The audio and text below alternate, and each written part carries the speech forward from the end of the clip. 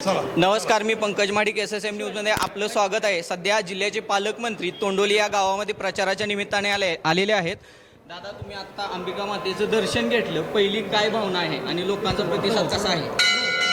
अंबा मातेचं दर्शन मी घेतलं कारण आल्या मला सगळ्या नेत्यांनी सांगितलं की पहिलं दर्शन घेऊया। तर मी त्यांना असं म्हटलं की मी देव मानतो, माझ्या इतकं कोणीच मानत नाही, पण मी लोकांना देव मानतो, लोकांमध्ये परमेश्वर पाहतो। बराच वेळ थांबलेत, पहिली सभा करू, मग सभा करून आलो आम्ही।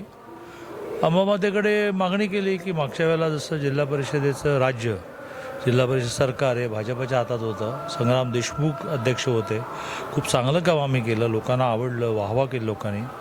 आताही आम्हाला भारतीय जनता पार्टीला जसं सांगलीमध्ये सरकार फॉर्म करायला मिळत आहे तसं जिल्ह्यामध्ये करायला मिळावं अशी विनंती केली।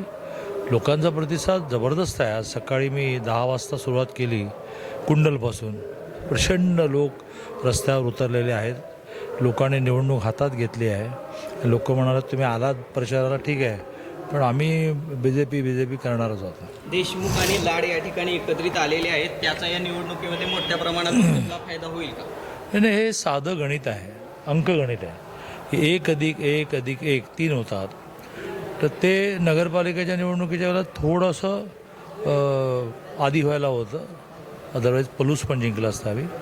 आता मात्र तिघे हातात हात घालून काम करत असल्यामुळे त्यांच्या कार्यकर्त्यांना, त्यांच्या संबंधित कुटुंबांना खूप बरं वाटलं आणि त्या बरं वाटण्याची पॉझिटिव्हिटी, सकारात्मकता ही मतदानामध्ये व्यक्त होईल। दादा, शेवटचा प्रश्न, या ठिकाणी संग्रामसिंह देशमुख जिल्हा परिषदे अध्यक्ष असताना त्यांनी या भागाला वाढीव निधी दिला, तर आपली सत्ता आल्यानंतर या भागाचा जास्तीत जास्त विचार करणार का?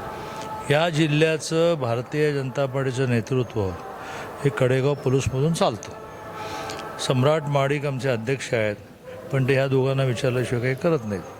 नवीन जिल्हा परिषद अध्यक्ष जो येईल तो ह्या दोघांना त्यांच्या ह्या 2 तालुक्यामध्ये म्हणजे एका विधानसभेत काय हवं आहे ते विचारूनच काम करेल।